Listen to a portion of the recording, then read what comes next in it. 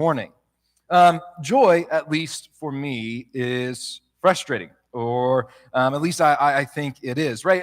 We all want joy. Even the most curmudgeon people in our midst, even those of us who say bah humbug, even those who might be called a Grinch, we still, in a sense, want joy.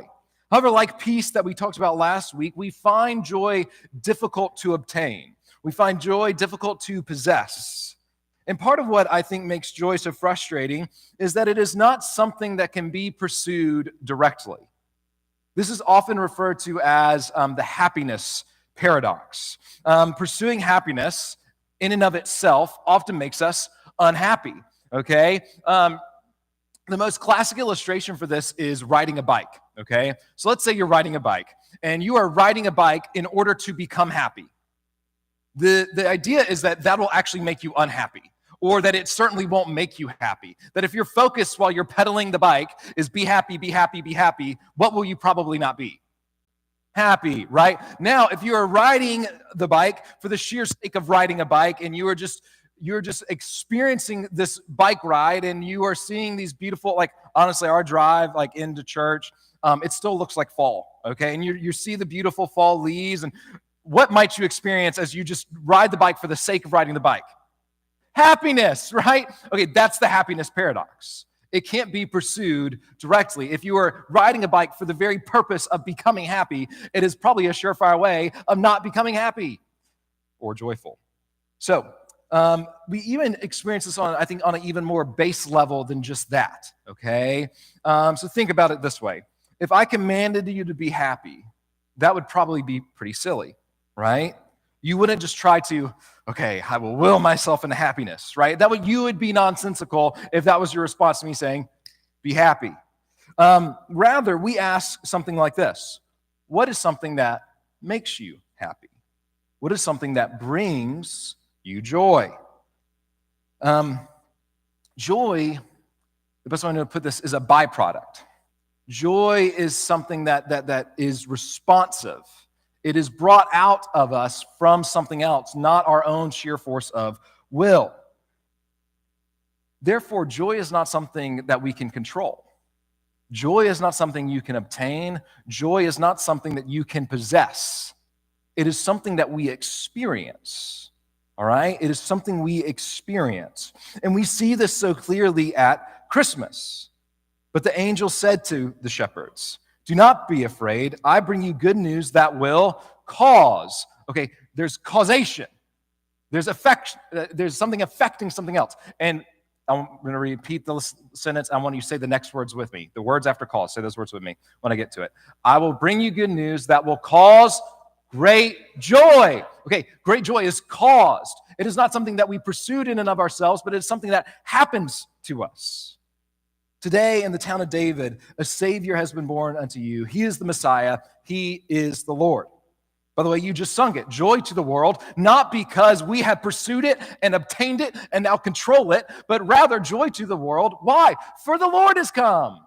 There is something that has happened that is worth our joy. By the way, after the sermon, we're going to sing the song, O Come, Emmanuel, in which we sing these words, rejoice, rejoice. Why? Emmanuel, God is with us. Joy happens to us. And so we see that it is futile to look for joy inside of ourselves. My Naomi and now Jesse are a big fan of Miss Rachel. Can I get a raise of hands? Do we know who Miss Rachel is? She took the world by, I know the grandparents in the room now.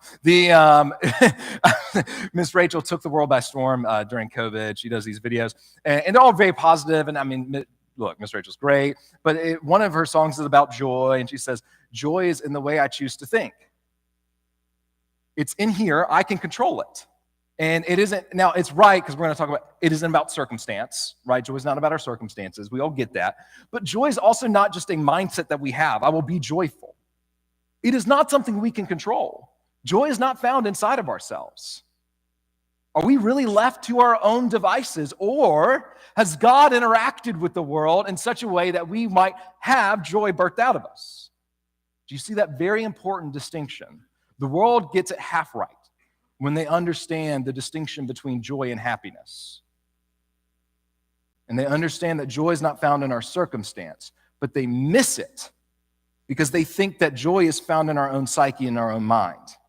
Joy still comes from outside of us. So, it is futile. And by the way, that combats all of our culture's individualism. If we cannot make ourselves joyful, then the individual is not supreme. All right, so it is futile for us to look for joy inside of ourselves, but we have also, hear this, we have also looked for joy, looked in all the wrong places outside of ourselves to produce joy inside of us, all right? We looked in all the wrong places outside of ourselves to produce joy inside of our hearts. So far, I've been using the terms joy and happiness interchangeably. However, as Lonray really did a great job of talking about in class, in the Christian tradition, there is a strong distinction between those two themes and those two ideas. Joy and happiness are not one and the same, right? Well, happiness, the way we understand it, is found in our circumstances, which are finite and fickle and fleeting. Joy is found outside of our circumstances. It is rooted in something deeper, something eternal, something that cannot and will not change, and it is what? Christmas. Christmas is the place where joy is found. Rejoice, rejoice, which, by the way, what does rejoice mean? It means respond in joy, Emmanuel. Christmas. God has made his home with us, and nothing has and nothing will ever change that. Therefore, we respond in joy. Now, no one embodied this, in my opinion, better than the Apostle Paul. He wrote very famously the words, "Rejoice in the Lord always. Again, I say," Philippians chapter 4, verse 4. And then he goes on in Philippians, this is towards the end of the book, and he writes these words. He said, "I rejoice greatly in the Lord that at last you renewed your concern for me. Indeed, you were concerned, but you had no opportunity to show it. I am saying this not because I am in need. Okay, I don't need you, something outside of me to bring me joy, something on a horizontal plane. You cannot bring me joy. I'm not saying this because I am in need, for I've learned to be content whatever the circumstances. Okay, I've learned to have joy no matter what. And it's not found outside of himself in the world, but we're also going to see that it's not found inside of his own mind, right? I know what it is to be in need. I know what it is to have plenty. I've learned the secret of being content in every situation, whether well-fed or hungry, whether living in plenty or living in want. I can do all things. By the way, this is the verse that Tim Tebow likes to put on his eye black. By the way, that's not about winning football games. It's ridiculous that we think it is. I get on a soapbox that it is shameful that Christians got excited when he did that, okay? Shameful of us, because that's not what it's about. It's about being content when you're in jail. That's what this is about, okay? I can do all things through Christ who gives me strength. I can be content. I can have joy even when I'm locked in prison. That's what that verse means. Okay, I can be in joy. Paul's writing these words from a prison. So I can have joy even when I'm in prison. I can have joy when I have plenty. I can have joy when I'm in want. Why? Because Christ is in me. God has made his dwelling amongst us. Christmas. That's why we have joy. And so joy transcends our circumstances. And there's two ways I think that this really combats kind of our cultural understandings of happiness, because happiness is based on our circumstances. And so we either focus on our present circumstances, and if my present circumstances are bad, therefore I am not happy, right? But then there's also this cultural narrative of the grass is always greener on the other side. And we find the whole of our lives is kind of chasing the wind. And we search after all these things, that next thing, that will be the thing that brings me joy. That next thing, if I abandon my commitments to this and I pursue that newer, shinier thing, then and only then I will be happy. We are either brought down by our current present circumstances that we do not like, or we always think to ourselves, there's better circumstances out there in the world, and the purpose of life is to go find them. But joy transcends our circumstances because the ultimate reality we respond to as Christians is not whatever we're going through in the moment or what we might go through in the future. The thing that me and you respond to is Christmas. Today in the town of David, a Savior has been born to you. He is the Messiah. He is the Lord. That has happened. Nothing will change it. It is not our present circumstance, Christians, it is for Christians, it is not our present circumstances or our future circumstances that we respond to. That is not our ultimate reality. For us, it is our past circumstance. That Christ has already come and one day will come again. That is where we find joy. So in short, to summarize all this, joy cannot be found inside of ourselves in our own head.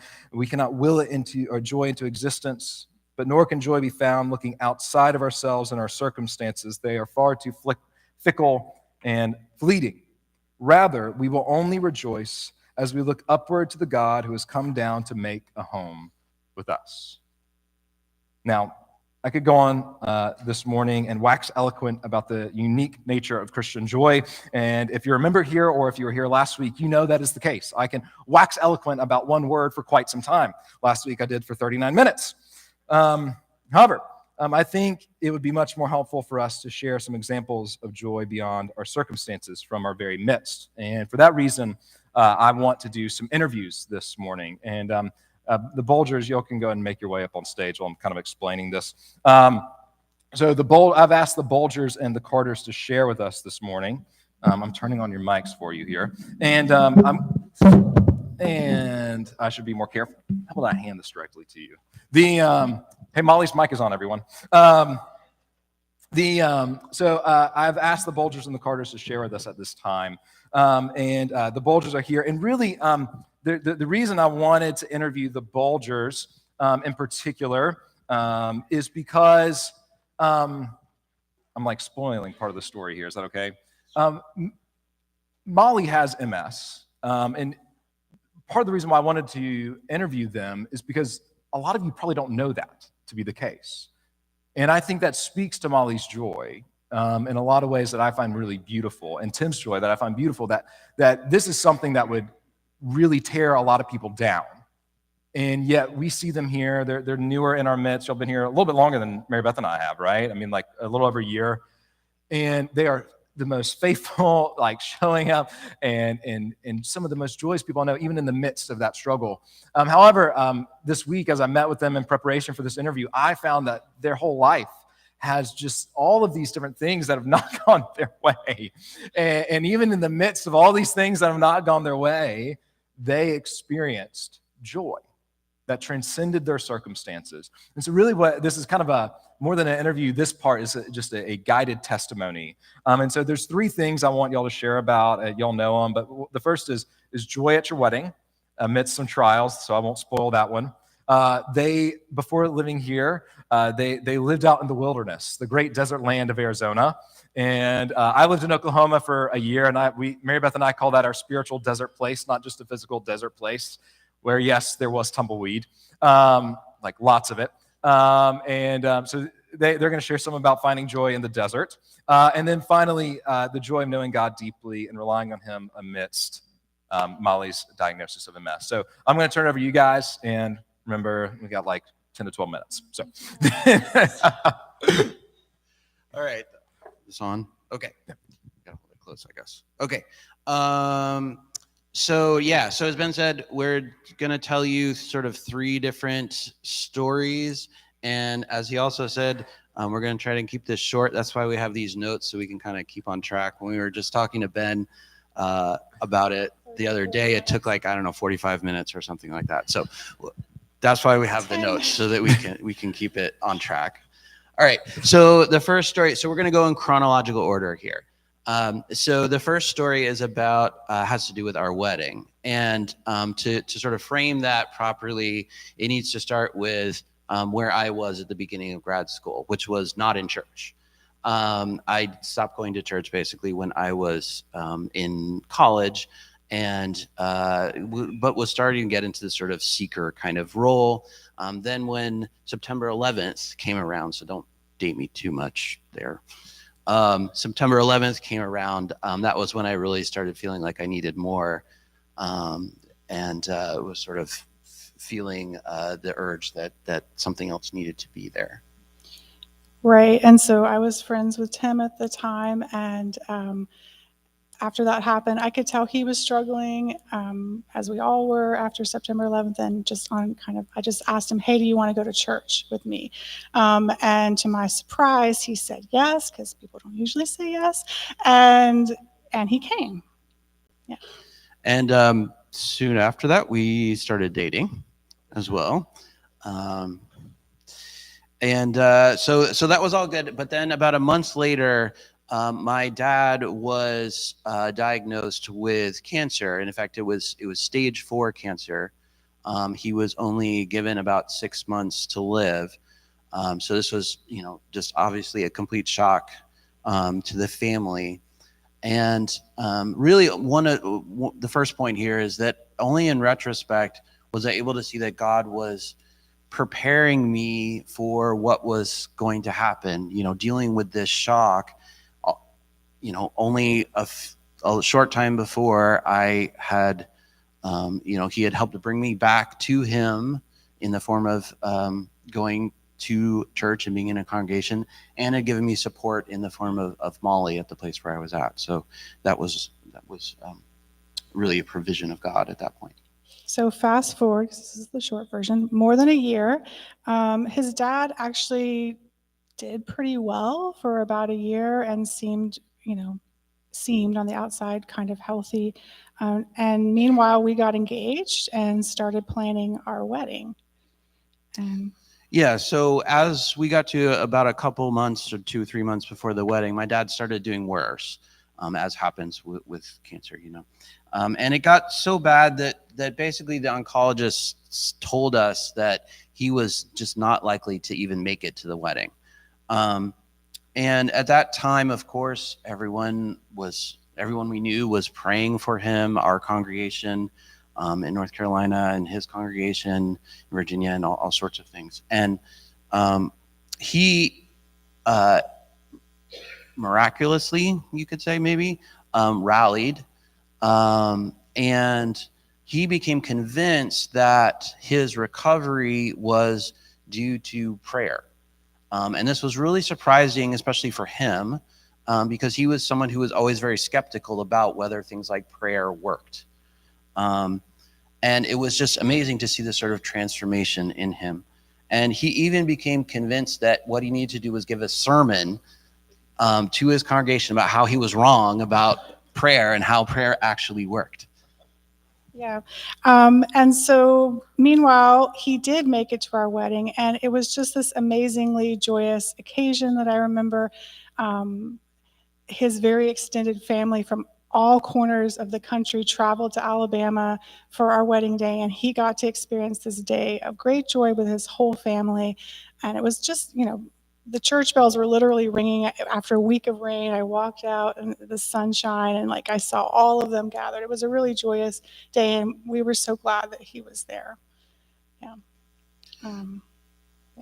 Yeah. So, and then about 2 weeks after our wedding, he passed away. And I ended up giving his sermon at his memorial service. That was one of the hardest things I've ever done in my life. But this really was true joy that transcends circumstances. Obviously, my dad at the time of our wedding, he was dying.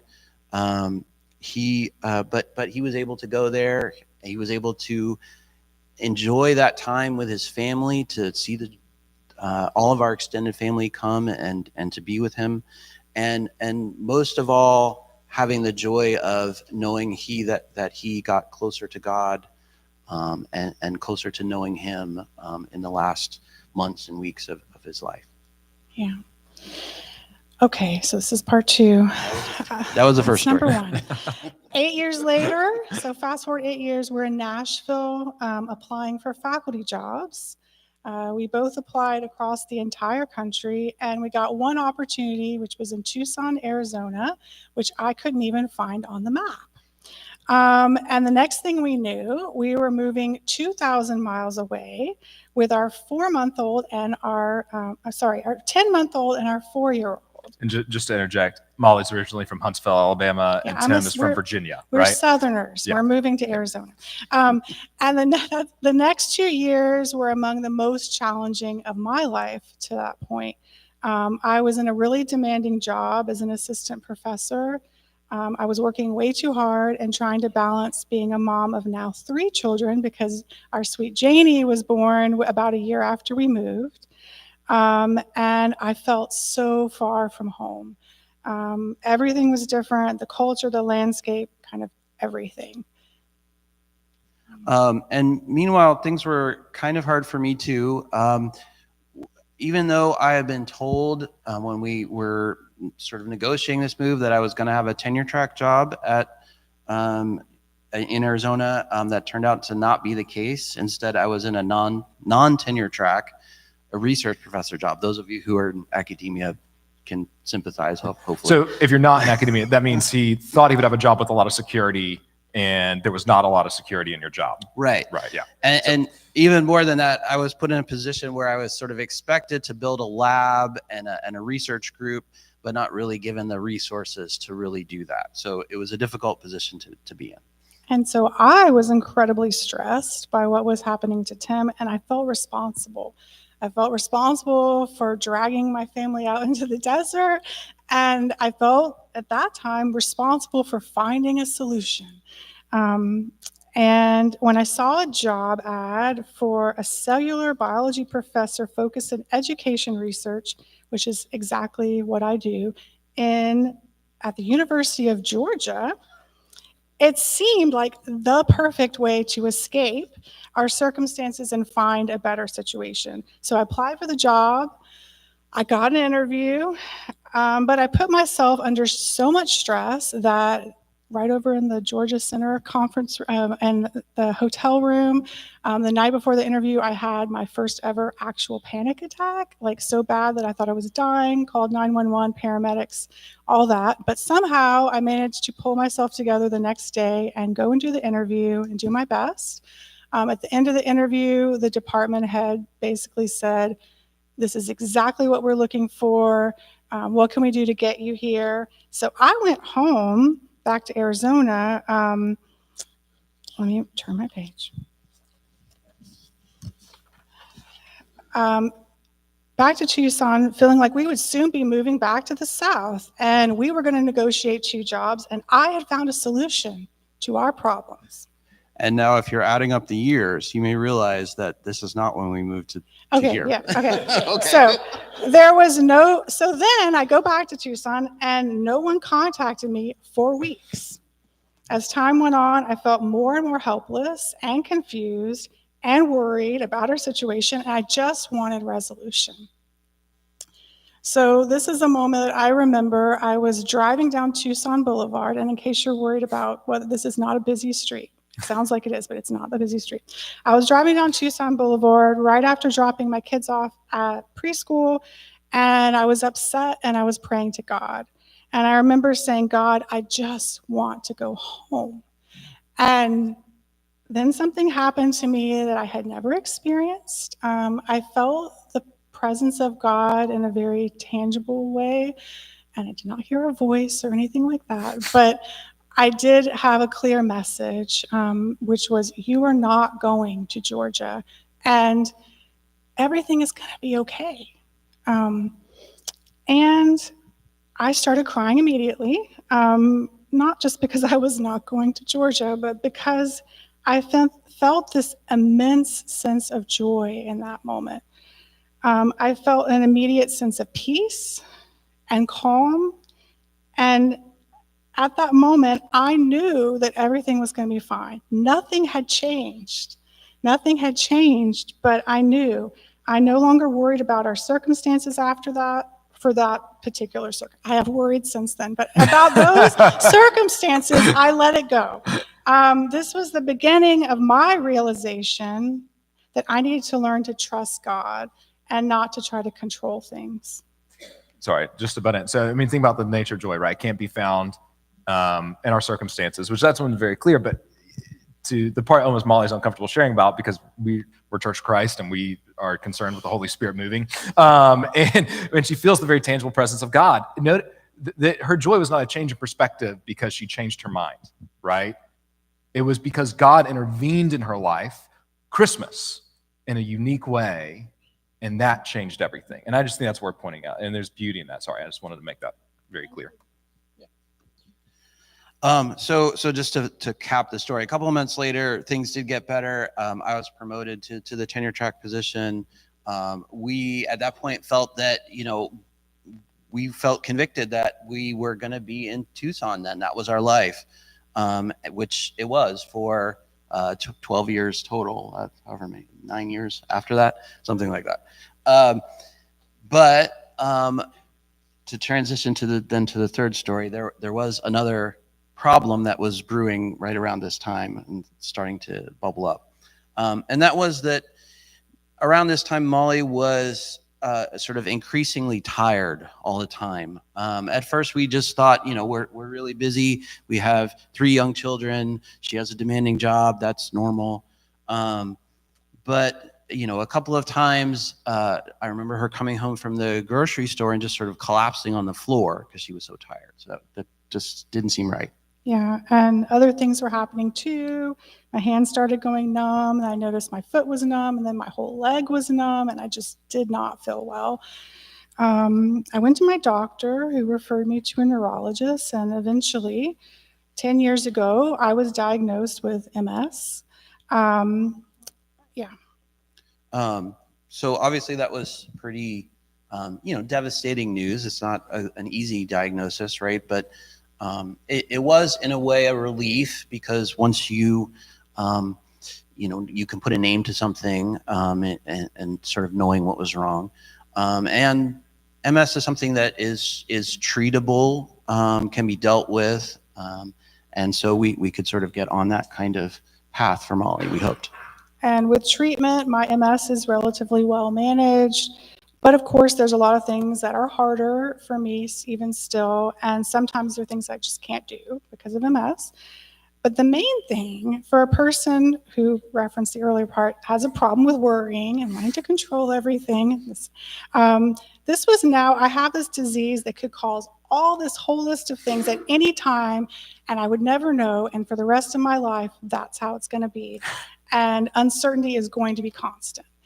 And I realized I had one choice, which was to trust God, rely on God. That was the only choice I had left. And this was the beginning of a long journey of faith for me, with lots of ups and downs. But 10 years later, I can honestly say that getting MS was one of the best things that ever happened to me. And I don't say that lightly. Having a disease is not great. No one wants that. But God has been incredibly faithful to me through this. Through my MS, I'm constantly reminded of my own weakness and my dependence on God. And having MS, I said this to Ben, it was kind of like having a built-in stressometer. Whenever I start to push myself too hard, try to control things, give in to worry, my symptoms get worse. And God has taught me so much through this, including what it means to turn things over to Him in faith. He's provided for me in so many ways, and I've come to realize that tangibly feeling the joy of God's love and His provision, which is what I have experienced through this, is so much more valuable than having legs that work really well. So just to sum up here, when Ben asked us to talk about these life experiences, how they connect to joy, it helped us kind of think about what joy means to us. I mean, thinking about these events in our lives has taught us that for us, joy is the presence and provision of God, that He's always there during, before, after all of these circumstances in our lives. And as long as we recognize that presence, that's joy. That's the source of joy for us. Let's give it a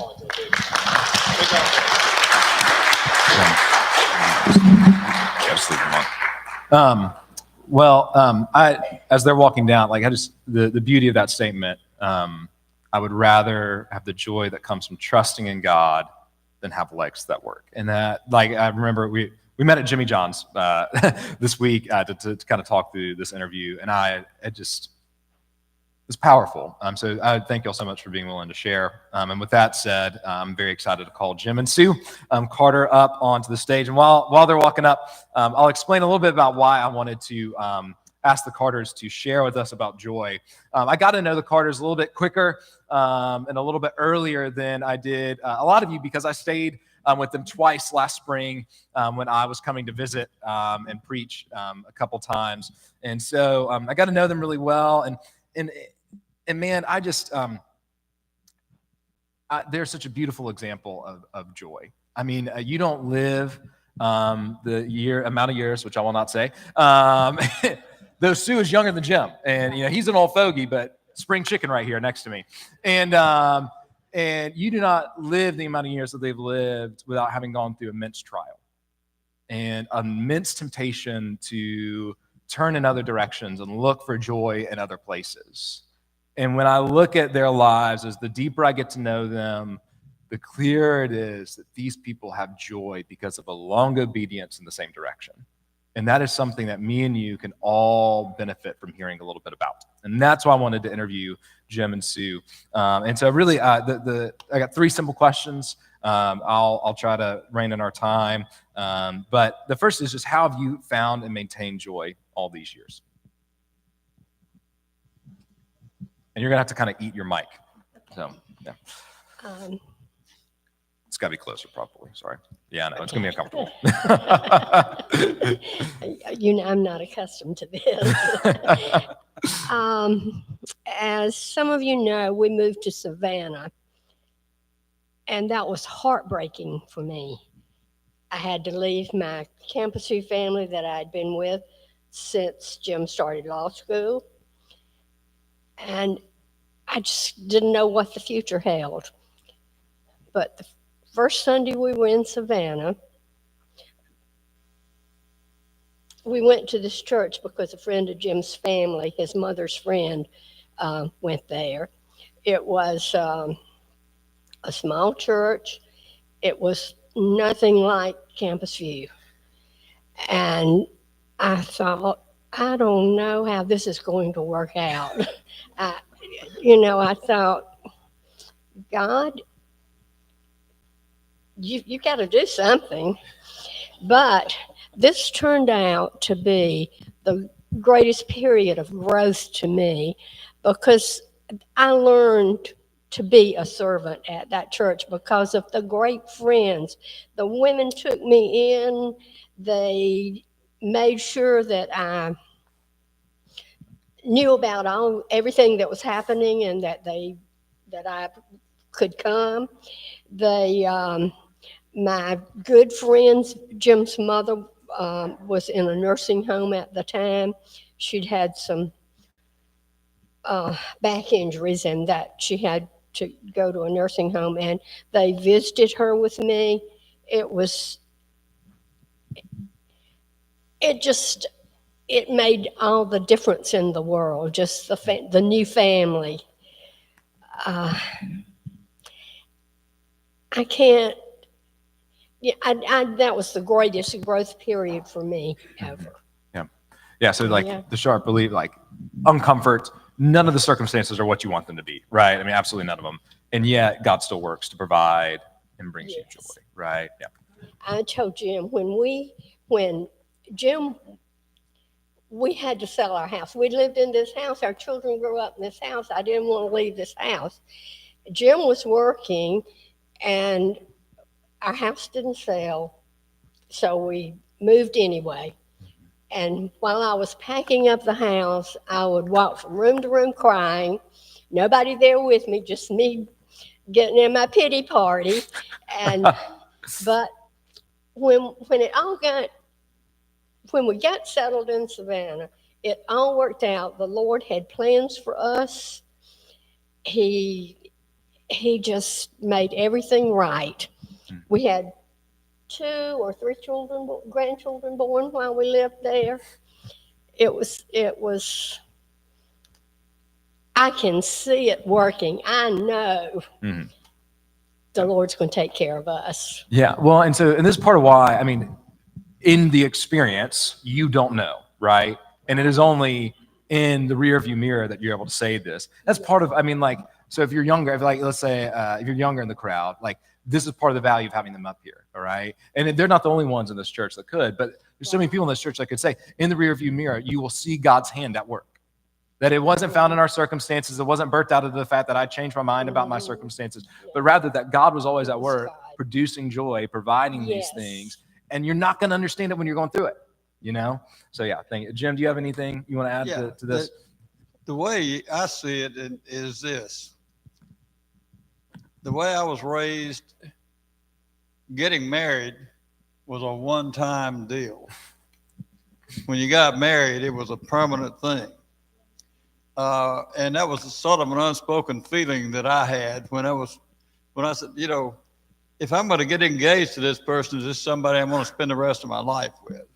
And that was an unspoken, looking back on it, that was an unspoken commitment that we both had. And when you live to 85 years old, we've lived through stock market crashes, real estate crashes, job changes, raising kids, and some of the problems that we had raising our kids were very, very stressful and terrified us, frankly. But the thing was that we had a commitment.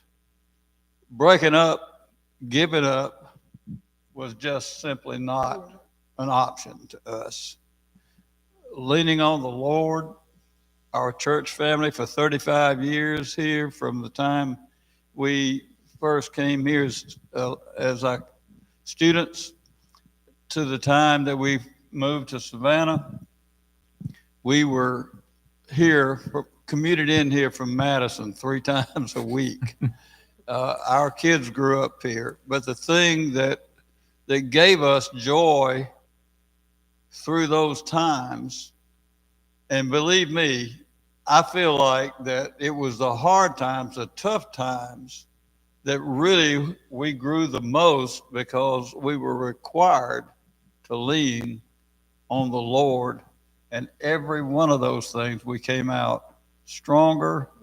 And it was just, to me, a thing of wonder when I look back, because I still think she's the cutest thing around. But her faith, her steadfastness, her quiet determination, and her faith were just an example to me. And we always called ourselves a team. Hey, listen, when we even make up the bed, we said, hey, the team did it. But it's, to me, it was that commitment that got us through those times and gave us joy over the years of our marriage. And that to me, like I also got to meet with Jim and Sue earlier this week, and they graciously invited me into their home, and this is what stood out to me when I talked with them for an hour. There were all these different stories, whether it be their faithfulness to this church for 35 years. I mean, think about, you've been here a while, you know people can leave this church. You know that, right? That's a tangible reality you felt. Jim and Sue have stayed through thick and through thin. They could have left each other. There would have been plenty of opportunity probably for that to happen. And yet all these years later, that rugged commitment of marriage, they're still together, still experiencing what? Joy. Not because they left, but because they stayed. And our culture that says the new shiny thing is the best, it is the thing that will bring you happiness. We have a testimony, a witness, a tangible witness to the reality that that's a lie. And that joy is not found in the fleeting next good thing, because there will always be a next new thing. It is found in a long obedience in the same direction, loving this family of believers and loving your spouse faithfully. And I remember Jim, as we were talking about that, I remember he said, and that may be boring. And I was like, but that's the point. I mean, he was like, none of it's exciting. Like, none of my answers are exciting. And I was like, I think that's the beauty. I think I've used this quote, but Christian spiritual formation is not about a ordinary commitment to extraordinary practices, but rather an extraordinary commitment to the ordinary means of grace. Jim and Sue, right? And it's just so beautiful. Just for the sake of time, let me ask you one more question. Be brief. This is my fault, not your fault. I'm the one who's going too long. But what, just in the midst of all this, what has been the greatest threat to joy for you guys? And then we'll be done. The greatest Threat. You know, I think the greatest threat to us was my absence. My practice, the kind of law that I did was trial work. And I think that the length of time that I was out of the state traveling, I would be in California maybe 2 weeks at a time. Sue would be by herself. Mississippi, Atlanta, you name it. One of the reasons we rolled the Savannah office back up into the Athens office simply was I was on the road 2 to 3 nights a week. But I would say my commitment to the law practice was the greatest threat to our marriage. So, right, which you would say your law practice is a good thing, right? It was a wonderful It's a thing. wonderful thing, right? It's all these Big deal, hey. yeah, but like there are all these. But I mean, like, right? And you help people in your work. I mean, lawyers Sure. can do it. Jim, you're an example. And but contrary to popular belief, but disordered priorities. And what you see with Jim and Sue is there's a struggle of getting your priorities right. But even good things cannot become ultimate things. And if your law practice became an ultimate thing, right, it would have stolen your joy. Well, it demanded so much of my time and so much of my focus. And the rock was sitting right here. And all I can tell you is it was all worth it because the love that we have, the happiness, the joy that we have right now was worth every single effort that we had. Do you have any other thing you want? All right. Let's give Jim and Sue a big round of applause.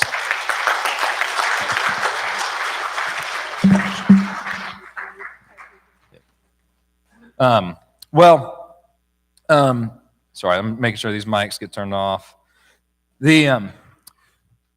I don't have anything left for the sermon, so in a second we're gonna sing "O Come, Emmanuel," and I want in your minds, right, as we sing those words, rejoice, rejoice, Emmanuel. God is with us. Joy is not found in our external circumstances. It is not found in our own capacity to find, experience, and control joy, but it is something that has happened to us because God has moved. God has worked on our behalf. And if you want God to work on your behalf this morning through the waters of baptism, or if you want to realign yourself with the movements of God in this world, we invite you to either come forward as we stand and we sing or meet one of our elders in the back.